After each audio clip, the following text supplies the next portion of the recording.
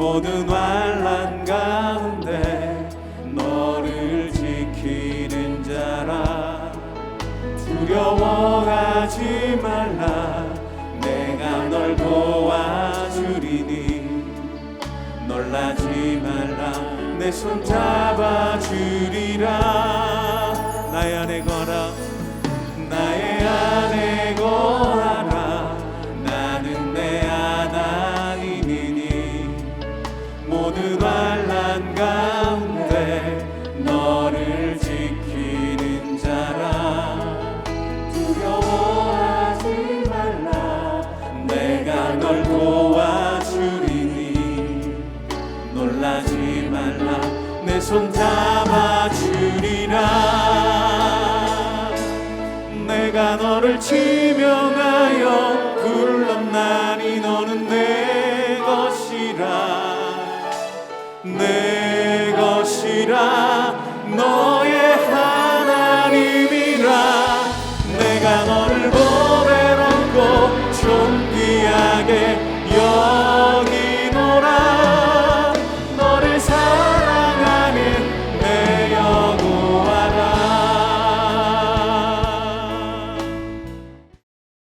슬프다. 나의 근심이여, 어떻게 위로를 받을 수 있을까? 내 마음이 병들었도다. 딸, 내 백성의 심히 먼 땅에서 부르짖는 소리로다. 여호와께서 시온에 계시지 아니한가? 그의 왕이 그 가운데 계시지 아니한가? 그들이 어찌하여 그 조각한 신상과 이방의 헛된 것들로 나를 경노하게 하였는고 하시니, 추수할 때가 지나고 여름이 다하였으나 우리는 구원을 얻지 못한다 하는도다. 딸, 내 백성이 상하였으므로 나도 상하여 슬퍼하며 놀라움에 잡혔도다. 길르앗에는 유향이 있지 아니한가? 그곳에는 의사가 있지 아니한가? 딸, 내 백성이 치료를 받지 못하면 어찌 됨인고? 제9장. 어찌하면 내 머리는 물이 되고 내 눈은 눈물 근원이 될고, 죽임을 당한 딸 내 백성을 위하여 주야로 울리로다. 내가 광야에서 나그네가 머무를 곳을 얻는다면 내 백성을 떠나 가리니 그들은 다 가늠하는 자요 반역한 자의 무리가 되미로다. 여호와의 말씀이니라. 그들이 활을 당김같이 그들의 혀를 놀려 거짓을 말하며, 그들이 이 땅에서 강성하나 진실하지 아니하고 악에서 악으로 진행하며 또 나를 알지 못하느니라. 너희는 각기 이웃을 조심하며 어떤 형제든지 믿지 말라. 형제마다 완전히 속이며 이웃마다 다니며 비방함이라. 그들은 각기 이웃을 속이며 진실을 말하지 아니하며 그들의 혀로 거짓말하기를 가르치며 악을 행하기에 지치거늘. 네가 사는 곳이 속이는 일 가운데 있도다. 그들은 속이는 일로 말미암아 나를 알기를 싫어하느니라. 여호와의 말씀이니라. 할렐루야. 말씀으로 하루를 시작하는 여러분들을 주님으로 축복합니다. 하나님을 닮은 사람이라는 제목으로 말씀을 증거하도록 하겠습니다. 우리 그리스도인들에게는 특별한 별명이 붙어 있는데요. 무엇이냐면 바로 그리스도의 편지, 그리고 그리스도의 향기라는 것입니다. 이 별명은요, 우리가 단순히 그리스도를 말하는 사람들이라는 것을 넘어서 우리의 인격과 성품이 그리스도를 닮아 사람들로 하여금 그리스도를 느끼게 하는 것이라고 말할 수 있습니다. 우리 여러분들이 예수님을 닮았다라고 생각하는 사람들을 한번 떠올려 보시길 바랍니다. 어떤 것이 생각이 나는지요. 예수님과 같은 어떤 온화한 성품, 예수님과 같은 열정, 예수님과 같은 눈물이 있지 않습니까? 네, 그렇습니다. 그리스도인은 단순히 말이 아니라 삶으로 예수를 비추어주는 사람입니다. 오늘 본문에서 예레미야의 모습이 그렇습니다. 그는 선지자로서 죄악된 백성들에게 하나님의 말씀을 선포해야 되는 그런 아픔을 겪었습니다. 그러나 그는 단순히 말씀을 선포한 데서 그치는 것이 아니라 핍박을 받고 고통을 당함으로써 하나님의 말씀이 또한 고난받는 것을 보여주었고 애통한 그의 심정을 드러냄으로써 하나님의 마음이 어떠한가를 우리에게 알려주었습니다. 저는 개인적으로 오늘의 말씀을 묵상하면서 제 안에 있던 무정함과 냉담함을 발견하고 하나님 앞에 다시 회개하는 계기가 되었는데요. 오늘 말씀을 듣는 여러분들에게도 이러한 은혜가 있기를 축복합니다. 우리 함께 본문을 그러면 살펴보도록 하겠습니다. 어제 본문은 임박한 심판에 대한 내용에 담겼다면 오늘 말씀은 하나님의 아픔과 백성들의 고통에 공감하는 예레미야의 모습이 담겨 있습니다. 먼저 18절입니다. 슬프다 나의 근심이여 어떻게 위로를 받을 수 있을까?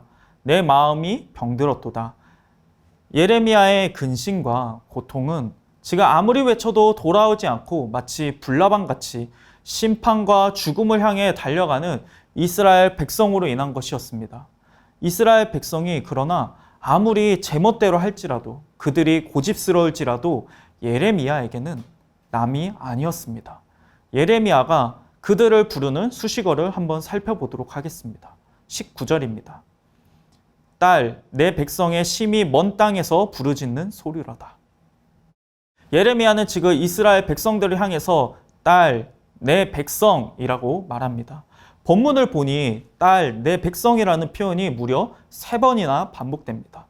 이것이 이스라엘을 바라보는 하나님의 마음이요 예레미야의 마음일 것입니다. 요즘 TV를 보면 금쪽 같은 내 새끼라는 프로그램이 있습니다. 이 프로그램에는요, 어떤 정서적이나 행동에 큰 이상이 있는 아이들이 종종 등장을 합니다. 엄마의 머리채를 잡고 넘어뜨리기도 하고요. 엄마를 발로 차기도 합니다. 소위 페루나 같은 행동을 하는 것이죠. 그런 사람들은 이 영상들을 보며 이런 댓글을 남깁니다.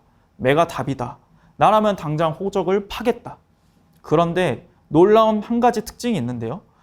여기에 등장하는 부모님들은요, 절대 자녀를 포기하지 않는다는 것입니다. 사실 TV 프로에 나오는 이 자체가 굉장히 창피할 수도 있습니다. 잘못된 자녀와 자신의 삶 전부가 등장하는 것이죠. 그러나 사랑하는 자녀를 고칠 수만 있다면 무엇을 감당 못하겠습니까? 그리고 부모가 울 때 함께 울어주는 패널들이 등장하는 것이죠. 그 순간만큼은 부모의 아픔이 나의 아픔이 되고 아이의 고통이 나의 고통이 되는 동역자로 등장을 합니다. 저는 이 프로를 보면서 하나님을 떠올립니다. 무엇인가요? 부모님과 같은 것이죠. 하나님 아버지의 모습입니다. 하나님은 자녀를 결코 포기치 않으십니다. 하나님은 자녀를 위해 수치받는 것을 마다하지 않습니다. 그러나 하나님은 자녀를 반드시 회복시키십니다. 그렇다면 우리의 역할은 무엇일까요? 하나님의 마음을 함께 품으며 함께 울고 함께 웃는 동역자, 그것이 바로 우리의 부르심이라고 할 수 있습니다. 사랑하는 여러분, 우리의 가족, 그리고 다락방, 또 부서, 직장의 그런 식구들과 동료들을 한번 돌아봅시다. 우리는 그들의 연약함과 어려움, 그리고 죄로 인한 그들이 겪는 고통들을 잘 알고 있지 않습니까? 그들을 향한 여러분들의 마음은 어떠신지요? 때로는 기도하겠다라고 말은 하지만 다른 사람들과 그저 수군거리며 거기서 끝나진 않습니까?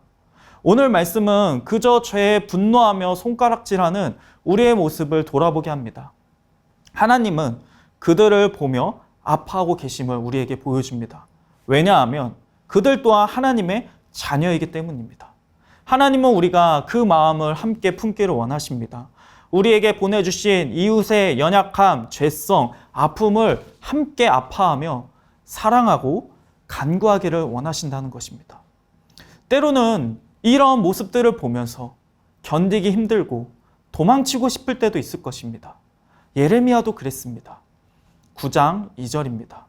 내가 광야에서 나그네가 머무를 곳을 얻는다면 내 백성을 떠나가리니 그들은 다 간음하는 자요 반역한 자의 무리가 되미로다.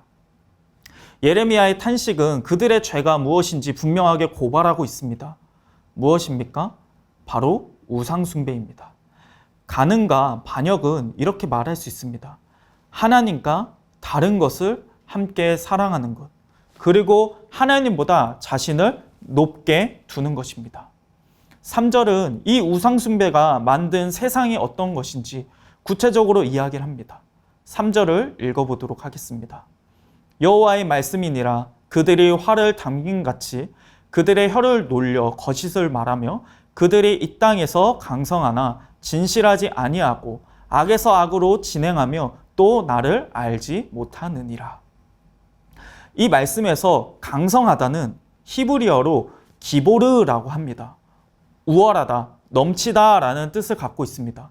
그런데 상대적으로 조금 우월한 거, 조금 강한 게 아닙니다. 이 단어는 창세기에서 노아의 홍수 때 처음 사용되었는데요.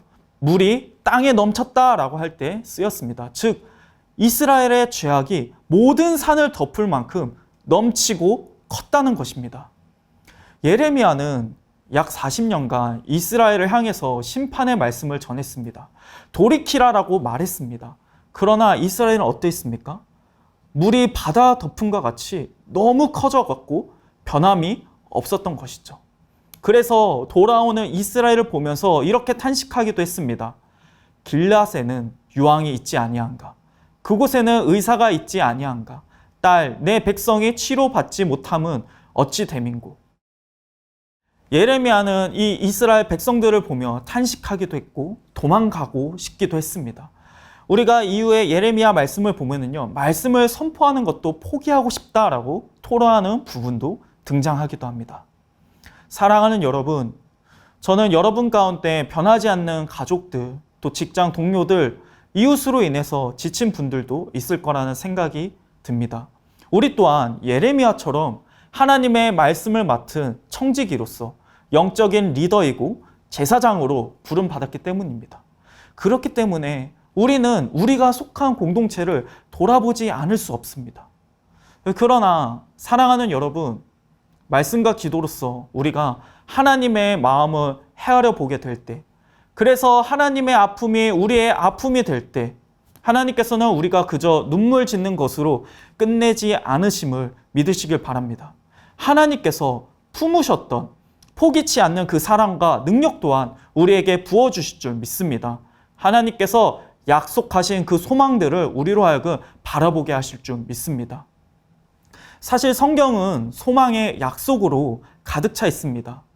우리에게 이 어려운 상황과 환경이 눈에 보이지만 그럼에도 불구하고 소망이 있음은 이 일은 우리에게 달린 것이 아니라 하나님 당신께 달린 것이기 때문입니다.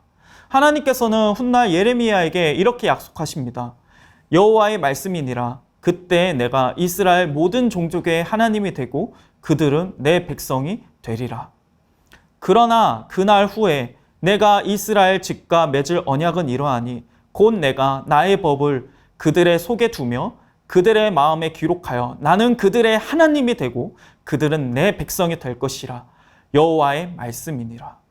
그런즉 사랑하는 여러분, 선한 수고를 멈추지 마시길 바랍니다. 바울도 이렇게 권면하지 않습니까?